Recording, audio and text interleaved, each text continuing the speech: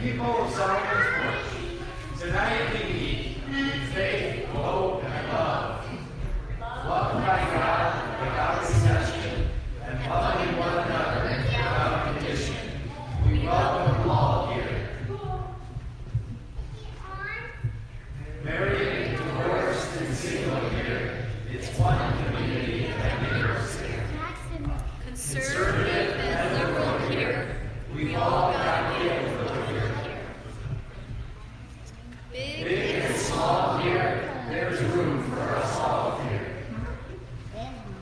Doubt and believe here, we all give and receive here. Whatever your race here, for all of us grace here. LGBTQ and straight here, there is no hate here. Whatever your pronoun here, everyone can here. With the love of God for each of us and all of us, we meet seeking to be a benefit and blessing for all the world. Amen. I'm glad to offer my welcome. I hope you got one from other people that are around too. Just a couple of things. You might notice that there's these big bins sitting around. You're going to hear about it at the announcement time, but I just want to put a special note on it. They're for the Crisis Nursery, which is an organization right up the road that we work with. And the Crisis Nursery helps people when they need a place of safety to bring their child. And they are in need of these bins, 4 of them. So we bought them, we're asking for you to pay for them, and then fill them up with things. So they're about $800 for those 4 bins. So we'd love to raise that by Easter, and then on Easter have a bunch of filled up bins to give over to the Crisis Nursery. One of the reasons that we meet on Sunday nights is to tell stories, to encourage one another, to meet each other, to learn, but also to share our lives in projects like that. So we're super glad you're here. We're talking about the leavings, the sendings, the crossings, the enterings, what in Bible language you call the Exodus. And all of us are leaving somewhere, going somewhere, crossing to somewhere, entering somewhere. So we're really glad you've entered this room tonight and you're with us here. Victoria's going to lead us in a little description of how we can engage our lives in some different spaces around the room. It's a time of prayer, so Victoria will have her way with us. When we think about the theme of Exodus, a lot of times we focus on like what we're leaving or where we're going, and we sort of forget to think about the process or the journey, and that in and of itself can hold some extraordinary things, even if it's painful and difficult. So we invite you to think about aspects of your life where you might be crossing. Maybe you're in between from one place and another. Maybe you want to invite God to support you in that process and to ask God to help you to find what good there may be in that. So we have several places that you can engage using essential oils because you can carry a scent with you no matter where you are and where you're going. So the essential oils are back at this back table here or up on the stage, and there's a couple of little sheets of paper that you can use to facilitate your process. So you have a few minutes, and then we'll say something all together at the end. So go ahead and make your way to an essential oil place now.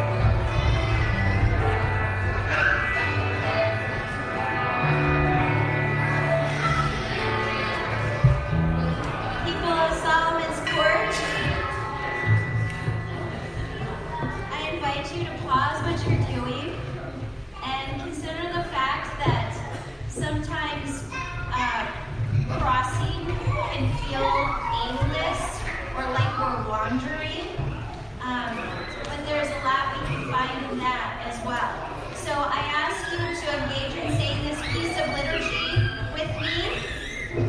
We're going to all read it together.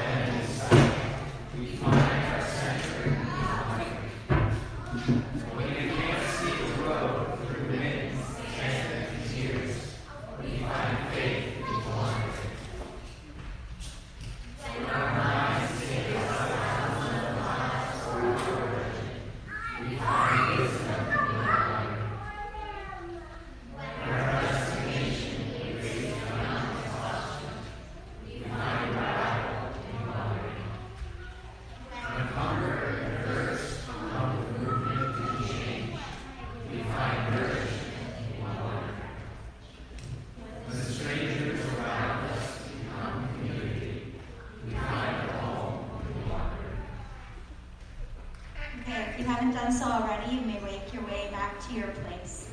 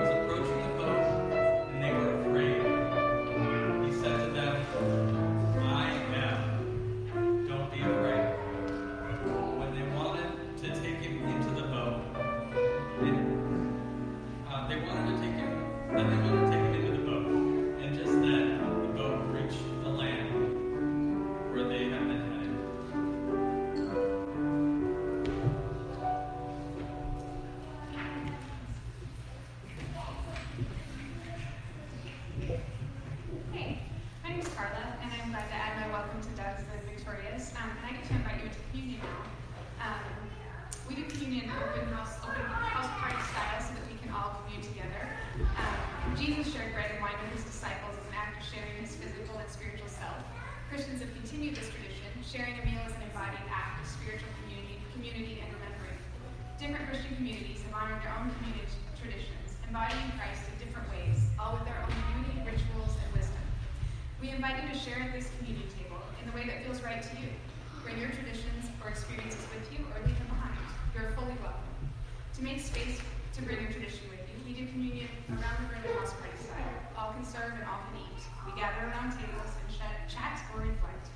So you'll find communion scattered throughout the room on various tables. There are baskets with bread and gluten-free crackers and juice. There's also wine right here. You'll notice I positioned myself close to that. So feel free to get up and take and eat, and then we'll gather together at the end and say a little bit some stuff together off the screen, and then enjoy your time together.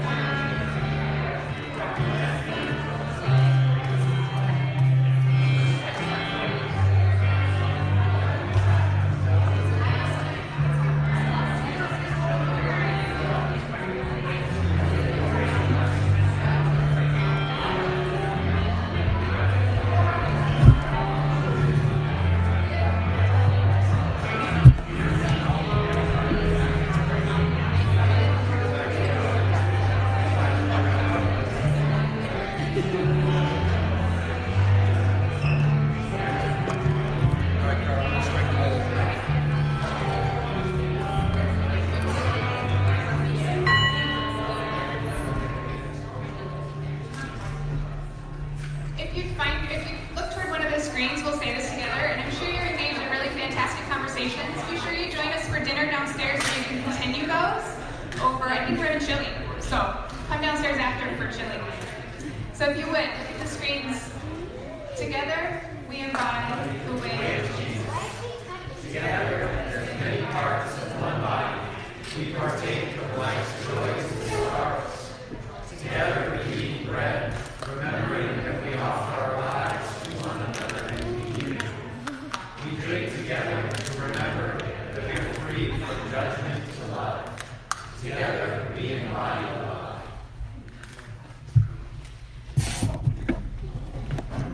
Oh, Checka, you want to come and tell us what the kids are up to today? Or Jamie, just like to do that. Awesome.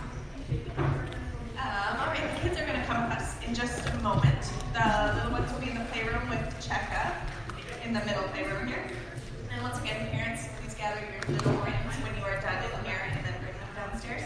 The middles will be with Shelly and me, and we are going to be over the next 4 weeks talking about some stories of healing and the life that can come in unexpected places. And today we will be working with beets, doing some chopping, and then over the next number of weeks or months, we'll be observing how life sprouts up and grows when unexpected.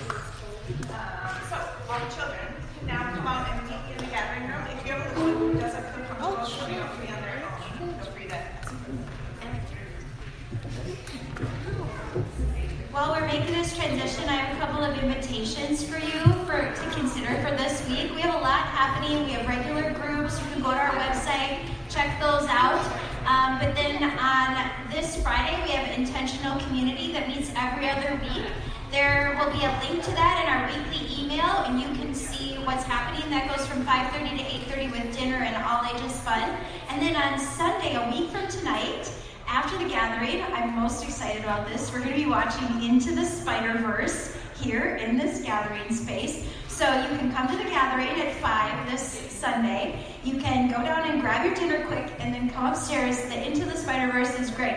There'll be in the weekly email, there'll be a couple of links to articles about the movie that you might want to read because Black Nerd Problems has some great articles about it. So that's it. For Easter, I think we've mentioned that that's coming in 3 weeks, and we'll have a sunrise gathering at Lake Harriet and also an afternoon gathering. So just kind of be mindful of that also. Let me know if you have any questions or if there's anything you want to do.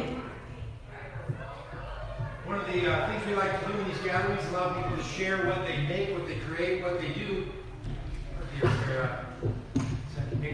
Russ San Pedro has been sharing some things this week.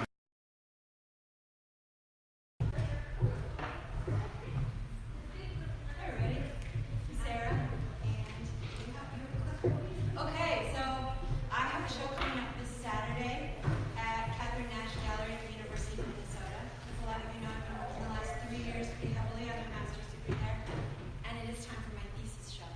It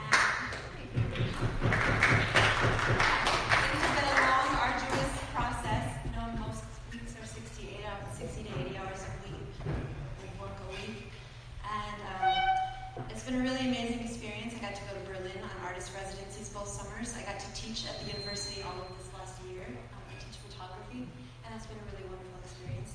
And so I wanted to tell you a little bit about my work. The work that I'm showing for this show started with some research that I discovered when I was in Berlin 2 summers ago. And it's this French philosopher named Marc Aurèle. And he writes about this theory called non-place. And geographers talk about place as in space is this openness, and possibility in place is the particularities, and places where people are meant to gather and people come together. It has joining characteristics, and so there are these 2 kinds of way of being. And Aurèle, he postulates that there's this new place that people are existing in called non-place. It's not meant for openness, but it's not meant for gathering. And we pass through a lot of life, and so he talks about airports and highways and shopping malls, like this pass-through thing. So then I was thinking about that and making work around non-place and thinking about what does it mean to live in instability, what does it mean to be in this in-between as a state of mind. And so then I started thinking a little bit further though, like that ability to move is a privilege. Like as I was thinking about read tonight about all the things that we get to wander. You know, all of the things that happen when we get to wander. Well, who gets to wander? People with privilege. Who gets stuck in the airport for days? People that are not let in other countries.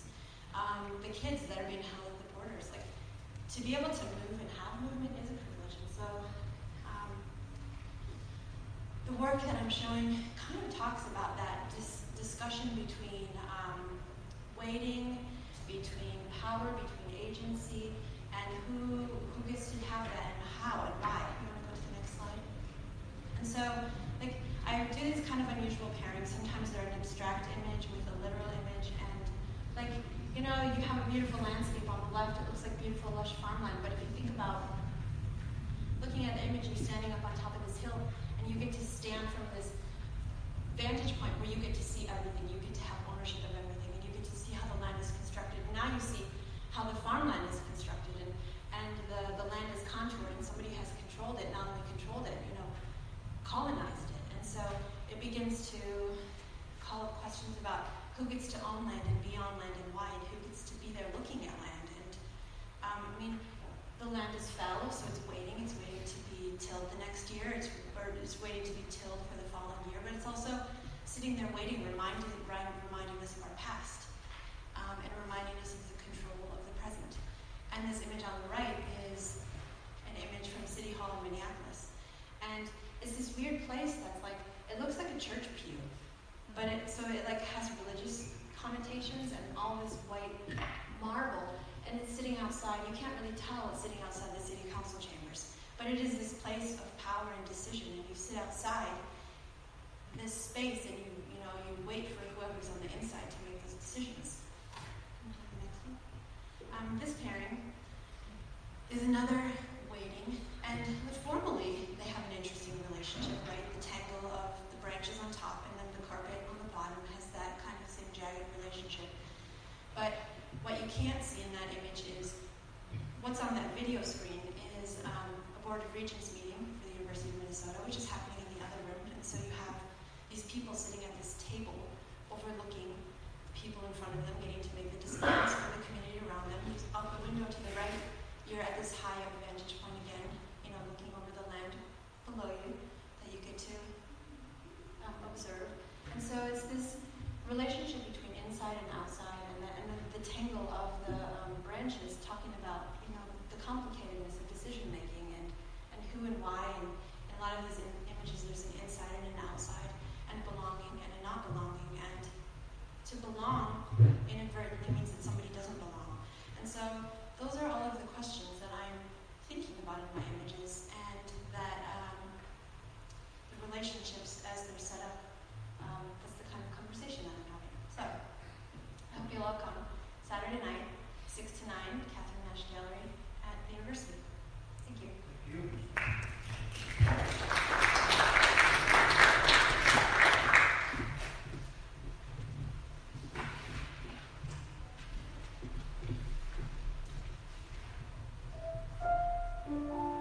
During the night, Pharaoh summoned Moses and Aaron and said, "Up, leave my people, you and the Israelites.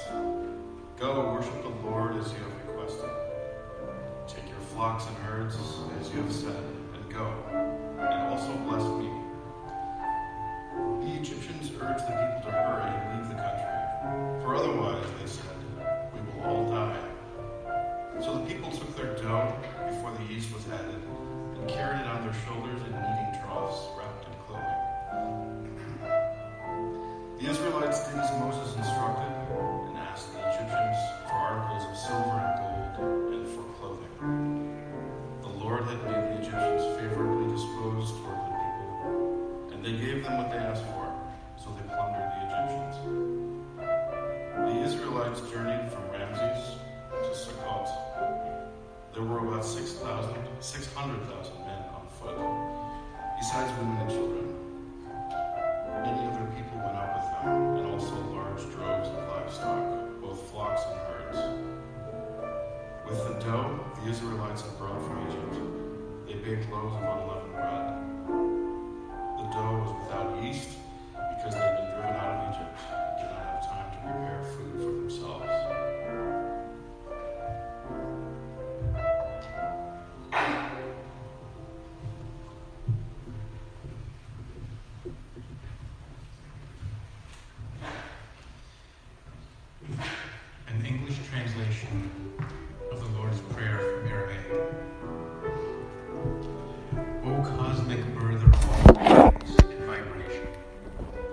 the ground of our being and carve out space within us where your presence can abide.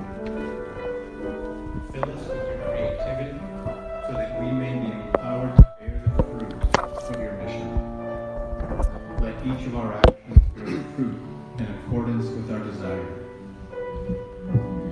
Endow us with the wisdom to produce and share what each being needs to grow and flourish. Untie the tangled threads of destiny that bind us as we release others from the entanglement of past mistakes. Do not let us be seduced by that which would divert us from our true purpose, but illuminate the opportunities of the present moment. For you are the ground and the fruitful vision, the birth, power, and fulfillment, as all is gathered and made whole once again.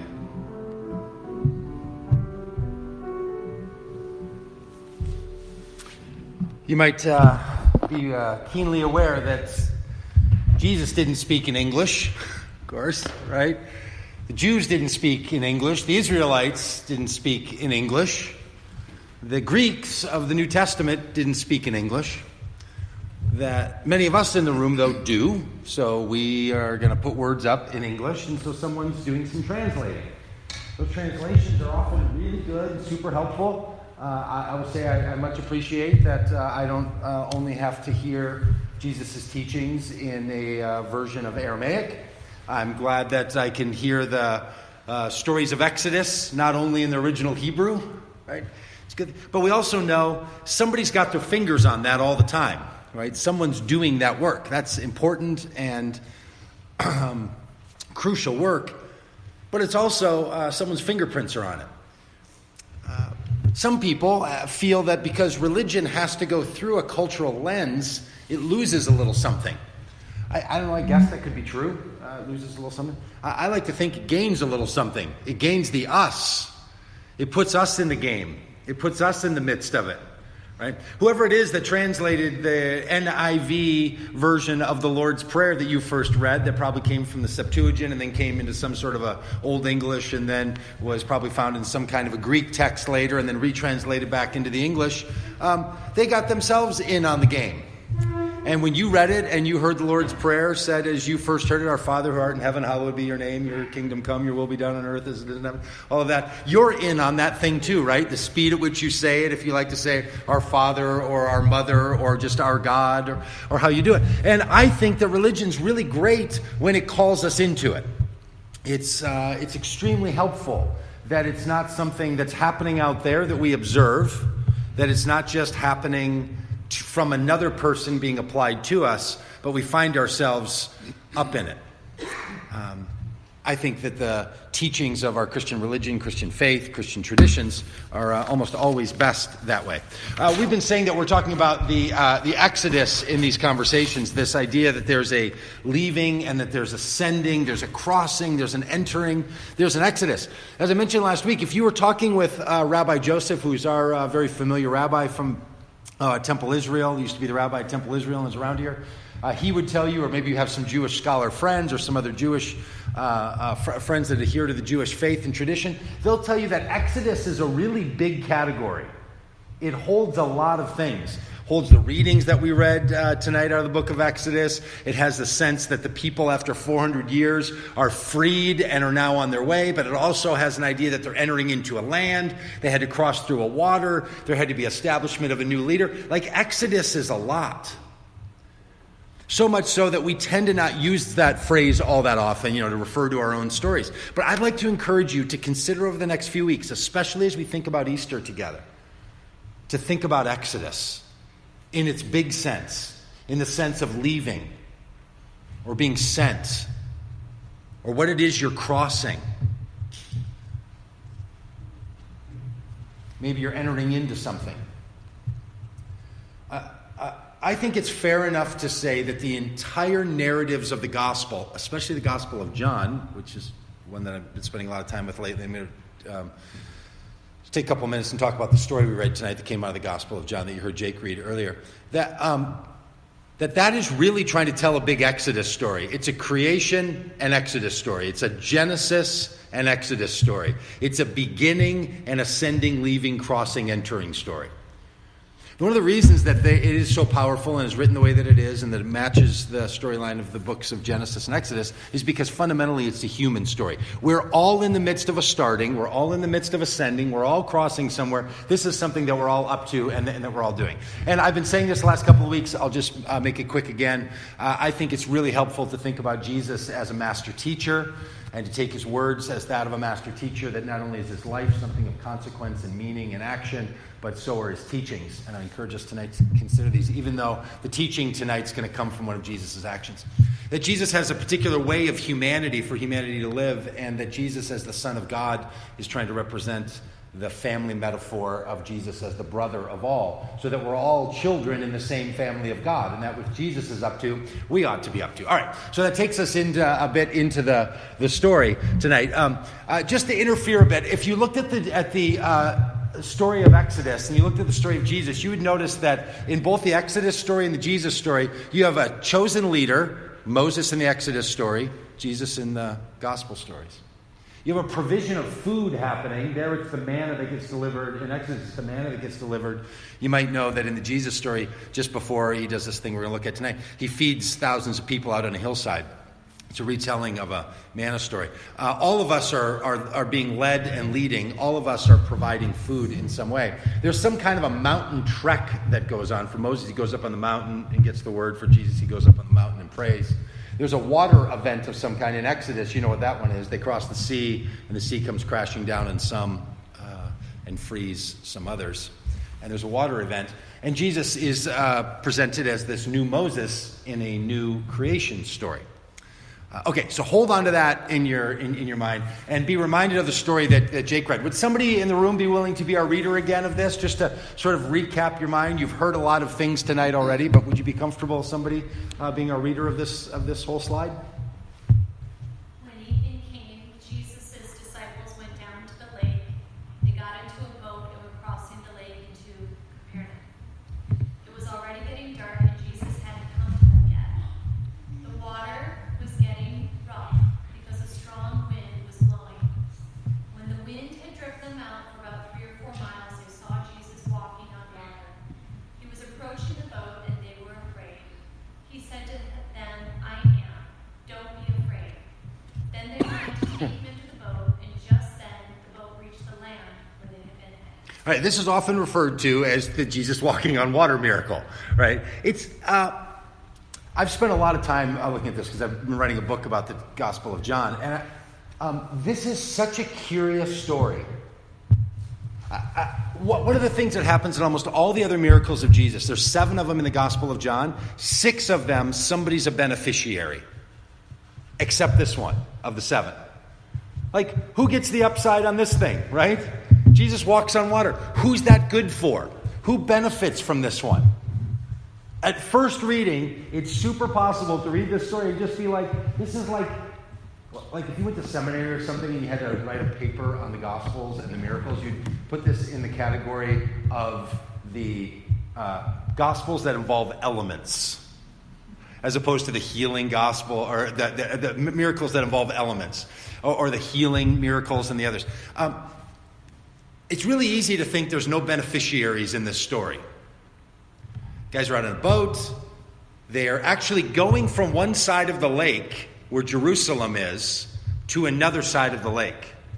It's going to become important in a minute when you start to see that what the Gospel of John writers are doing is giving us a new Exodus story where there's a water event. But in this case, rather than going from Egypt and crossing into the Promised Land with Jerusalem, they start in Jerusalem and cross over to Capernaum. So it's a reverse story. Instead of the waters separating, Jesus goes on top of the waters. Instead of all the people being in panic that what's behind them is their death and their fear, the Egyptians chasing them, in this story, the death and fear and dread is within them. The beneficiaries in this story are the people in the boat, I think the way the gospel writers want us in our time, if they ever imagined that people, 2,000 years later would be sitting in a room chatting about all of this, but at least the readers of their day, what they wanted them to capture was the notion of Exodus as a happening that happens inside of us as much as it happens outside of us. Okay, so this is a water story. That's important partly because in the first century, water, lakes, rivers were thought about as metaphors, as narratives, as places that would describe chaos, the wind blowing on the waters, the troubling of the waters. It represented danger. You would be brought down to the bottom of the sea, and could the Lord ever find you in the bottom of the sea? It was basically dread and destruction. So in the first century, water, when it would show up in a narrative or in a story, was seen as chaos, dread, danger, destruction narratives. This is part of the reason that in the Exodus, because in that period of time as well, 1,000, 2,000, 3,000 years earlier, the early Mesopotamian cultures also thought about water in this way. And you can see it happening that way. In fact, you spend a little time reading any of that ancient literature about waters, and it almost always is somehow calming dread or causing dread. Something's got to get stirred up in the waters, or the waters have to be calmed down. You might know the beginning of the Genesis narrative, that there was chaos on the waters, and then the Lord spoke and calmed the waters and separated the earth from the land and brought order, because there was chaos. Okay, this is all that kind of thing. I think what's happening in this narrative, and the reason that it carries over, I think has a lot to do with any of us in our ways and places, is because it gives us this really unique invitation to look at our own lakes that we're floating on, that we're trying to figure out, how are we going to calm the seas? So this is a water story. Hold on to that idea for a minute. The notion of I am was the big statement that Moses, if you were around last week or you heard the reading this week, Moses says to God, well, who's ever going to listen to me? And he says, well, just tell them that I've sent you. He says, well, if I tell them you sent me, who do I say sent? He says, I am, right? This is the whole narrative of all this. God doesn't get a name in the Old Testament. The reason God doesn't get a name in the Old Testament is because you name things that you possess. You name your headphones in your Bluetooth settings. You name your animal. In fact, a lot of families wait until the child is born, until they look at the child and say, what name does the child tell us they should be called, so I don't think of them as a possession, right? You might name an animal. You might name a car. You might name a tree. Naming has something to do with possessing. That's in the Genesis story as well, right? So God in the Old Testament never gets a name because no one can own God. So God is above ownership. God is above a thing. God is the basis of all things, called the great I am. In that little story that we heard, what is the thing that Jesus says when he walks on the water, right? They're terrified, and then he says, I am, do not be afraid. He's now hearkening to a narrative about God. He's now hearkening to a narrative about the waters. He's now hearkening to a narrative about crossings, about exoduses, about chaos, about danger, about dread, all of this. So then this is a bit about Moses saying, what is God's name? What am I supposed to say to them? Say, I am who I am. Says to the Israelites, I am has sent me. Right, and that's that bit out of Exodus 13. All right, here's a way of thinking about this story that we just read of Jesus. When evening came, it was already dark. When evening came, it was getting dark. If you're a great storyteller, you can take a paragraph and tell an entire story. John and I are big fans of the show Billions. And if you watch Billions, you know that like in the opening scenes of Billions, they will take like 3 minutes worth of, 4 seasons and pack you right into a story. They're master storytellers. When evening came, it was already getting dark. I think the gospel writers want their people then, and I think it's positive for our people now, to stop and say, okay, this is a story about people, maybe people like us, whether it's happening to you now or it's going to happen to you in the future, who can feel like night is coming and it's starting to get dark. That starts to conjure up, you're running out of time. Now what? Have you ever been lost? Have you ever been lost at night? Have you ever been really, really hungry and starting to shake? The idea that it's getting dark and trouble's brewing, they're on the water. The waters represent chaos and danger and dread and destruction. They're trying to get across the water, and it's becoming night, and it's already starting to get dark. So this starts to churn you up. Now, if in your life right now you can't comprehend a place or a time or an avenue by which you have felt darkness setting in, you have felt like you're running out of time, you felt like, maybe it's not going to go. That hasn't happened to you in a business, hasn't happened to you in your church, hasn't happened to you in a relationship, hasn't happened to you in your feelings about yourself, hasn't happened to you in your health. This story might lay a little flat. But if you do know that story, this thing starts to rise. All right, so not only is it getting dark. By the way, I wrote about a chapter of this book that I just finished on this, and I found this really interesting statistic that I just keep trying to find a way to tell people, including you right now. They did a study of parole boards and how often parole boards granted parole. And they would break the day into 4 parts: the morning before 10 a.m., 10 a.m. to noon, after lunch, 1:30 till 3, and then 3 o'clock until 5 o'clock. In the 1:30 until 3, the time after lunch, parole boards grant paroles 60% of the time. 60. In the slot from 10:30 until noon, they grant parole 0% of the time. The reason is people are hungry on the parole boards. They believe that when people start to get hungry, they start to become more agitated, they start to become more stingy, they start to think differently, and there's this massive difference in the same parole board of who gets parole before lunch and who gets parole directly after lunch. When it's getting late and getting dark, and Jesus hasn't come yet. In other words, you're running out of options. Who's the band that sang "Running on Empty"? Jackson Brown? Jackson Brown? Thank you. Okay, then the water was getting rough because the winds were blowing strong. Storyline. It's getting late, it's getting dark, solution hasn't come yet, and it's getting worse. Then they see Jesus walking on the water. And in the storyline, what do they want to do? Help Jesus. Right? The thing they try to do is want to bring him into the boat. They try to persuade him into the boat. Doesn't come in the boat. And just about that time, he says, "I am. Don't be afraid." Change the narrative. And right then, they get to the other side. Evening came, the disciples went down the lake. They got in a boat, they were crossing to Capernaum, it had already begun to get dark, and Jesus hadn't come yet. Now you can fill that in.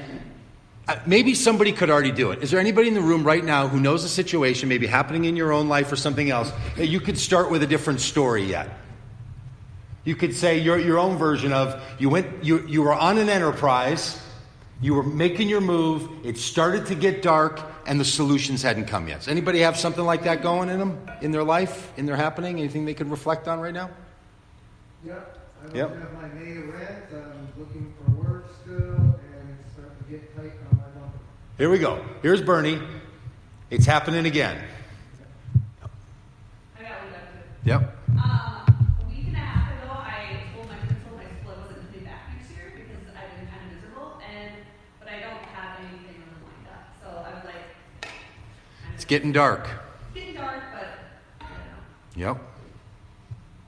Anybody else? Anybody have a thing in their life where they feel like the waters are getting rough and the wind is starting to blow and it's starting to drive you 3 or 4 miles away from where you thought you were going? Your solutions making things worse, not better? Anybody got one of those? Starts to get a little embarrassing at some point, doesn't it? I mean, who wants to say that one? He's approaching the boat, and they were afraid. I want to take him in the boat. Just then, the boat reached where they wanted to go. This is a story of fear, which we all know. It's a story of superstition. One of the other versions of the Gospels tell this story, and you might remember what the people in the boat say. You remember? It's a ghost. How's he walking on water? Why is he walking on water? Is the water the dark? Is the water the deep? Is the water all these other things? The curious thing is, I'll just steal the punchline. The miracle here isn't Jesus walks on water. The miracle here is that people make it to the other side. The miracle of the Exodus is that the people made it to the other side.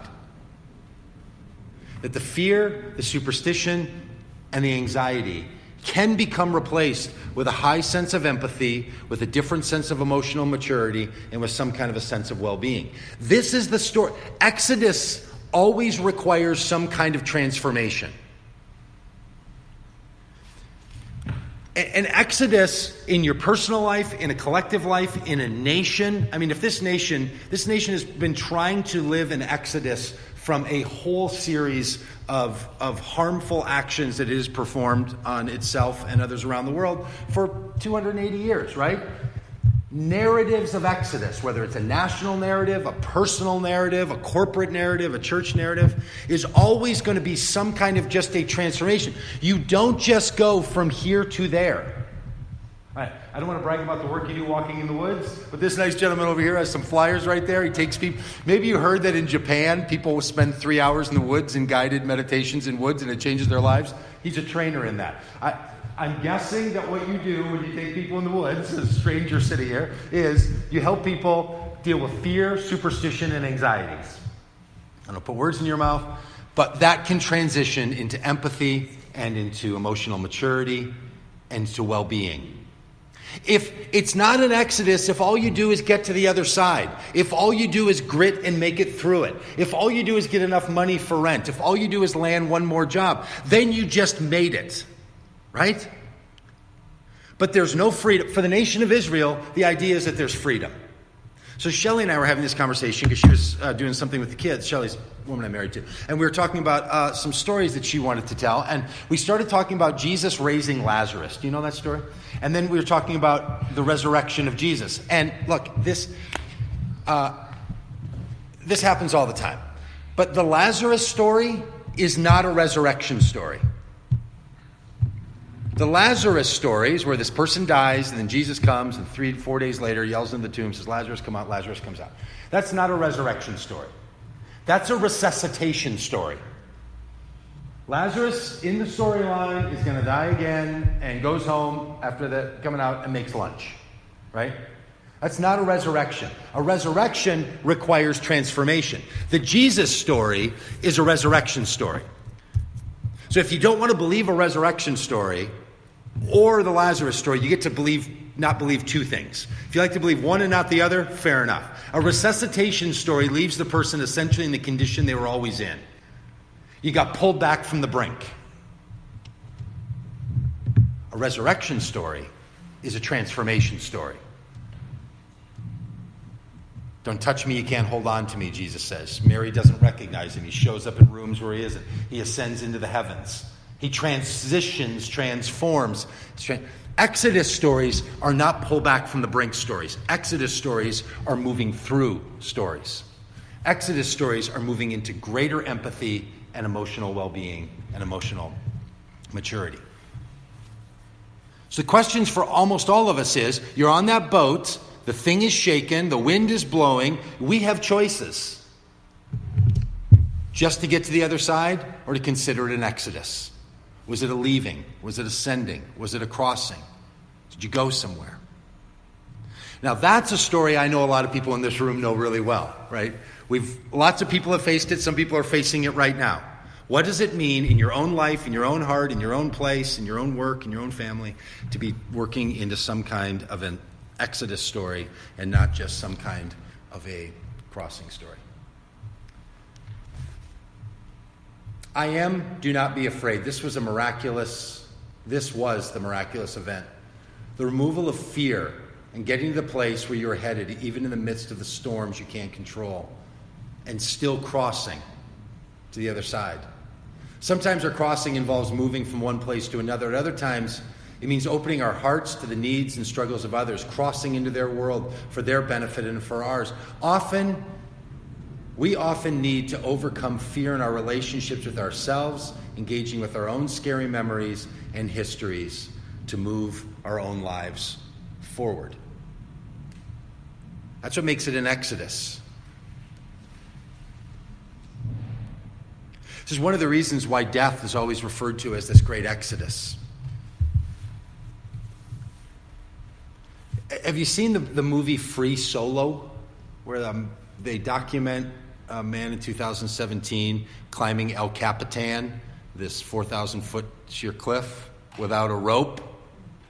I watched it on the airplane today. I was flying back, and the plane is shaking, and I've just barely ever had a panic attack, and I was just sweating, and it was horrible. It was a horrible, horrible experience. What's he doing? Yeah, seriously, go home and watch it. It's the scariest thing. I mean, okay. What's going on there is that fear is a really good thing. You should not hand and toe climb El Capitan. I mean, it's just crazy.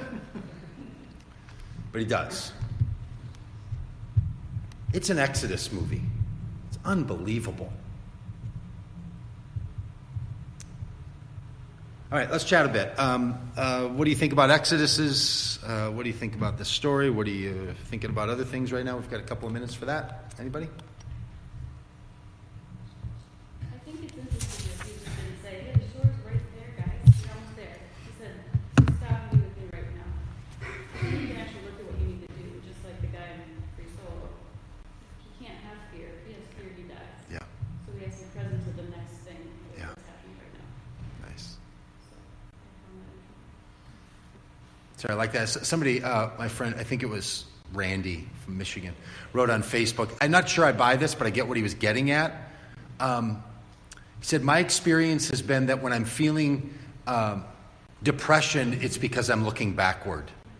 When I'm feeling anxiety, it's because I'm looking forward. When I'm experiencing peace, it's because I'm living in the right now.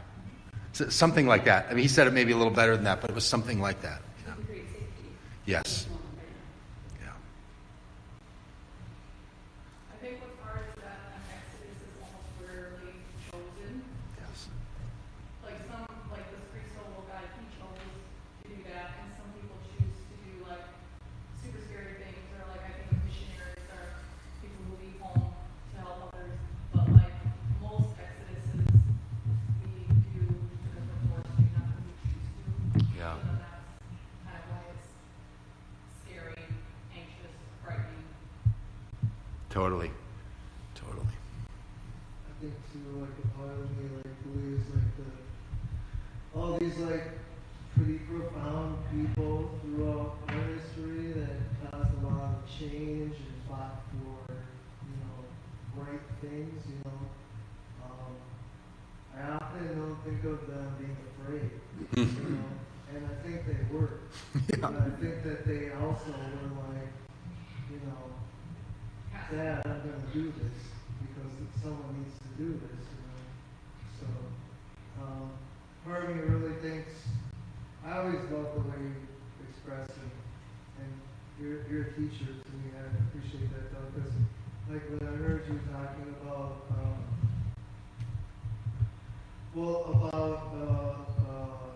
like the resurrection thing, kind of blew my mind, the difference with resuscitation and resurrection, and I related it to my own, like, redemption.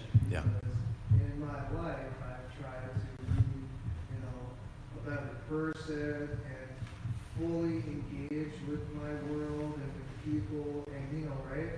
But I've also noticed myself being really stagnant and judgmental of myself. Yeah. And kind of withholding myself from being able to plunge fully into that too.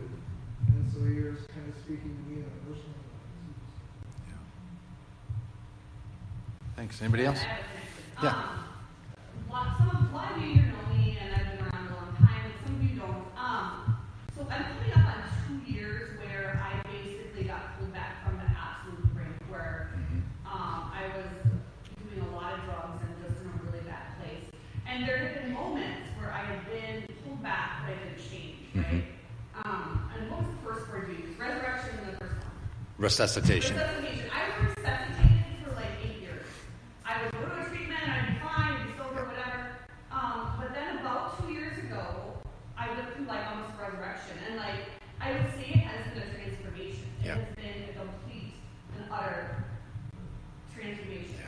I've lost 75 pounds, I've been sober, I've started working again. I have the self-confidence to say, no, this job is not what I want to be doing. I want to do something else. You know what I mean? Yeah. And so I just really resonate with what you're saying today. Yeah. You have transformed. Yeah. Yeah. It's like that. Yeah. And almost always these exoduses require something that feels like or might actually mean death. Death of a relationship sometimes, death of a dream, death of a passion, death of a person. Transformations and exoduses they're not trivial matters. This is one of the things we were trying to talk about, because the kids, when they go, they want to integrate some of this stuff in, and I'm like this curmudgeon-y old guy that's like, the problem is these are not kid stories. Like Jesus walking on the water, or the resurrection, or the resuscitation of Lazarus, or any of the, like, these are not stories to ask you to become more simple. These are master stories told to cause you to become more mature. Like, it's really hard for kids to get this stuff. So I have all the empathy in the world for the people that are trying to make sense out of this for kids, or any of you that still have them around. Like, all the best to you. It's really hard to do, because this is really serious business. This is like real adulting stuff. I know there's versions of all this Christian stuff and all the miracle stories and all this, that one version is to become childlike or childish. I don't think that's what they're intended for. I think they're intended to bring you childlike, not in childish ways, but in the sense that you're going to now start to grow into adulthood. Childlike, so that you start to grow. So that growth, transformation, all that becomes part of it. And all right. Any last comments? Anybody? Well, we've rearranged the order. You might know on these few weeks. We're doing these 3 and 4 week experiments, and these weeks we're doing music without lyrics. So like it's background and some of that. So we're trying different styles of music and all. And we've rearranged some things. So this is now how we're ending this gathering. We're going to stand up in a minute and say this little blessing to each other. And Sarah's going to music us, I think, on the piano. Will you? At least on the way out. And that's how we're going to end. So if you've been following the last couple of weeks, every few weeks we make some adjustments to this. And I'll just remind you that we're also going to meet downstairs if you want to have dinner together. It is chili and cornbread, but it's different chili and different cornbread. So if you've been around the last couple of weeks and you're looking for something different, there is a dinner waiting for you, and lots of people to talk to that are in other parts of the building right now that maybe aren't in this room. So, but you're welcome to hang out up here or go down there as well. So if nobody else has anything, I'll invite you to stand up and grab a hand, and we'll say a blessing to and for each other.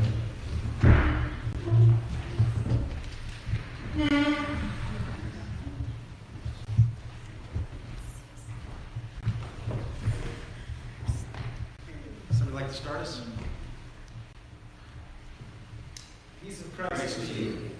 May you find peace